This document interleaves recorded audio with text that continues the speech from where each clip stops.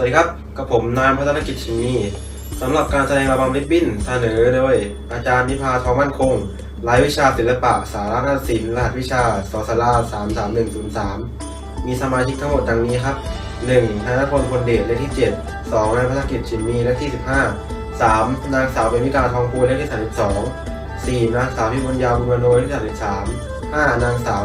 ธนพรโชติแก้วเลขที่ 35 6. นางสาววรสาสุวรรณชาตรีเลขที่ 38 7. นางสาวอันนาแก้วสุวรรณเลขที่ 39 และ 8. นางสาวธนพรตันโชติกุลเลขที่ 40 ครับซึ่งแรงบันดาลใจในการแสดงระบำริบบิ้นมาจากความสวยงามและความพิ้วไหวของริบบิ้นแสดงถึงความอ่อนช้อยความต่อเนื่องเปรียบเสมือนการถ่ายทอดอารมณ์และจินตนาการผ่านลีลาการไล่รำครับกดรับชมได้เลยครับขอบคุณครับ